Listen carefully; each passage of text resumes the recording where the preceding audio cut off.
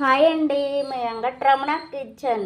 ఈరోజు నేనేం చేయబోతున్నానంటే అటుకులతో ఉప్మా. ఒక కప్పు అటుకులు తీసుకొని రెండో కప్పు కూడా కొంచెం వేసుకొని కప్పు ఫుల్గా ఒక అరకప్పు వేసుకొని తర్వాత దీన్ని పొట్టు అది ఉంటుంది ఇలా జల్లించుకోవాలి. చూసారుగా ఎలా పడుతుందో, ఇలా జల్లించుకుంటే దీంట్లో ఉన్న పొట్టు అంతా పోయి అలా వేయద్దు అనమాట. ఇలా జల్లించుకున్న తర్వాత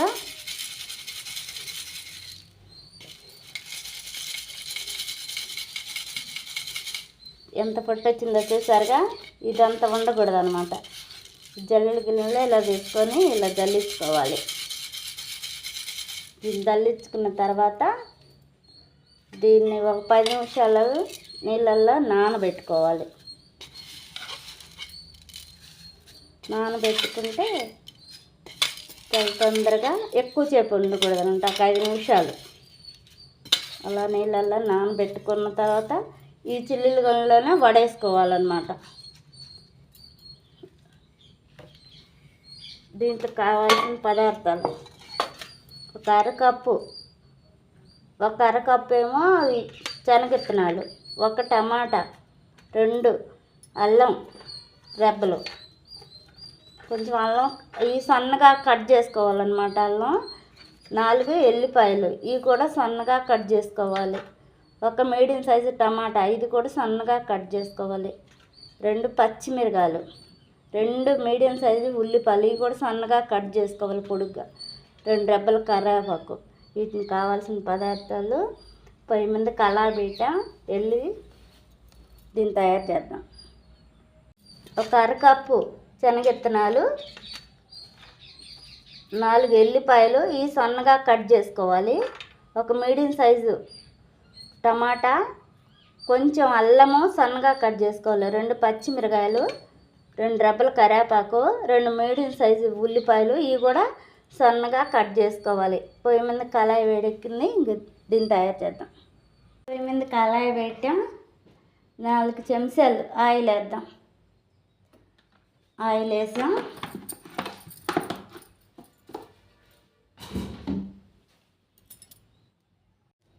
ఆయిల్ వేడెక్కాక 4 చెంచాలు శనగిత్తనాలు, ఇవి కొంచెం ఫస్ట్ వేసి ఫ్రై అవ్వాలన్నమాట.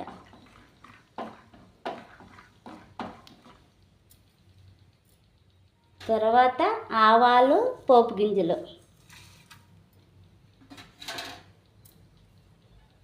2 ఎండుమిరగాయలు, 1 చెంచా జీలకర్ర, ఇవి బాగా వేగాలన్నమాట. ఎర్రగా ఫ్రై అయితే బాగుంటాయి అన్నమాట. కొంచెం వేస్తున్నాను. అల్లం ముక్కలు, ఎల్లిపాయ ముక్కలు ఇలా సన్నగా కట్ చేసుకొని వేసుకోవాలన్నమాట.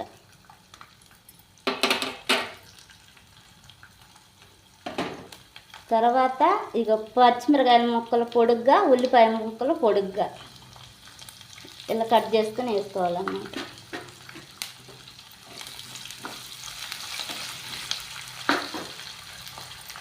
తర్వాత కొంచెం కరివేపాకు, ఒక టమాటా కట్ చేసుకుంది, ఇది కూడా వేసుకోవాలన్నమాట. మన ఇష్టం, టమాటా వేసుకుంటే వేసుకోవచ్చు, వద్దనుకుంటే ఆఫ్ చేసుకోవచ్చు. ఇది కాసేపు బాగా మగ్గనివ్వాలి. ఇలా మధ్యలో తిప్పుతూ ఉండాలి, లేకుంటే అడుగంటి మాడిపోతాయి అన్నమాట. ఇలా మధ్యలో ఇలా తిప్పుకుంటూ చేస్తూ ఉండాలి. ఇంకా 10 నిమిషాలు ఇవి మగ్గాలి. చక్కగా ఫ్రై అయిపోయిందన్నమాట. దీంట్లో ఒక 1/2 చెంచా పసుపు వేసుకోవాలి.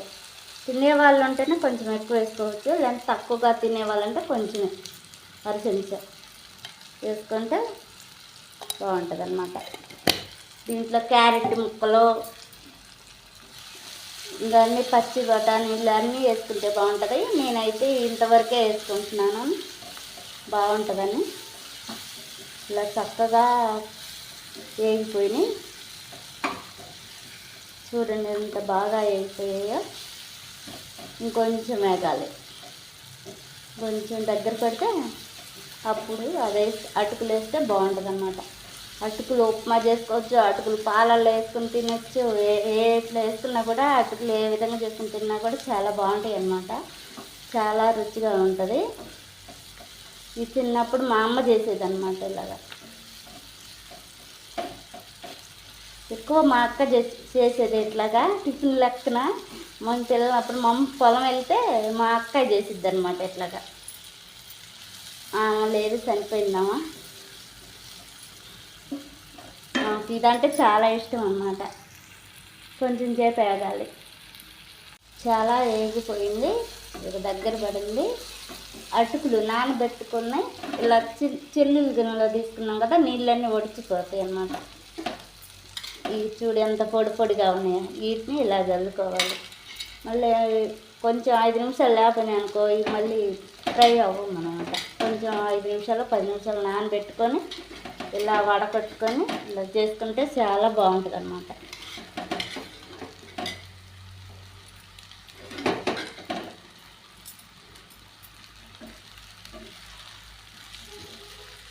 ఇలా తిప్పుతూ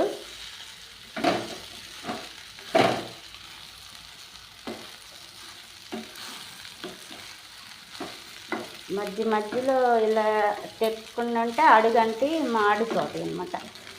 సిమ్లో పెట్టి లో ఫ్లేమ్లో పెట్టి ఇలా తిప్పుకుంటూ ఉండాలి.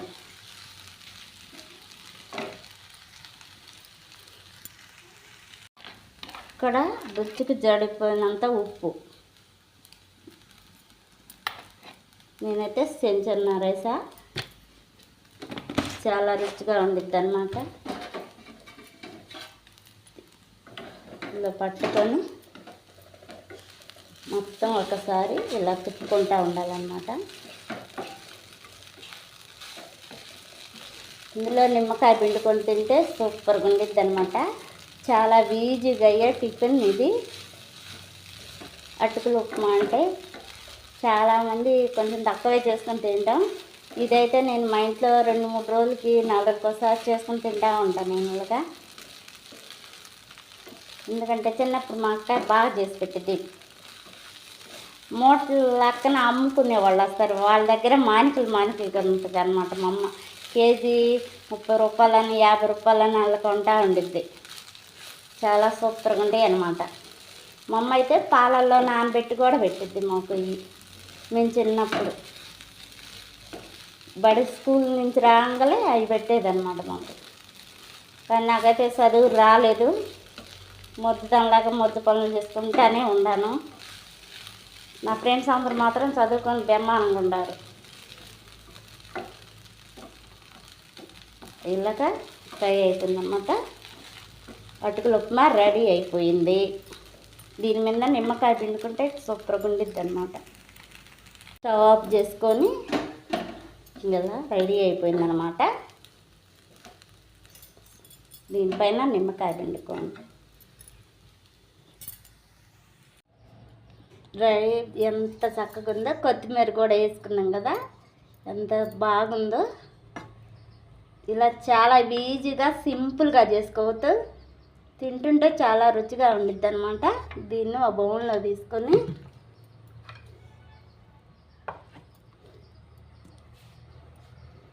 బౌల్ తీసుకున్నాం కదా, దీంట్లో ప్లేట్లో తీసుకుని ఇలా పెట్టుకొని నిమ్మకాయ పిండుకొని తింటుంటే సూపర్గా ఉండిద్ది అనమాట. ఎంత సూపర్గా ఉండిద్ది అంటే అంత సూపర్గా ఉండిద్ది.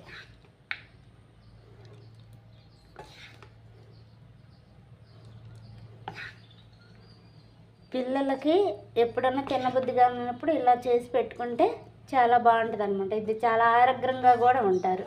అంత బలం అనమాట అటుకులతో ఇలా చేసుకొని తింటే. దీనిపైన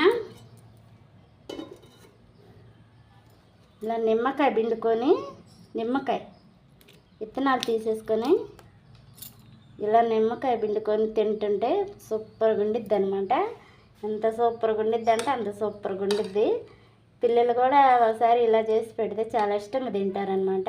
పెద్దోళ్ళు కూడా చాలా ఇష్టంగా తింటారు. ముఖ్యంగా పొల్లు లేని ముసలోళ్ళు ఉంటారే, వాళ్ళకి ఇలా చేసి పెడితే ఈ మెత్తగా నవలకుండానే తినొచ్చు అనమాట, మింగేస్తారనమాట.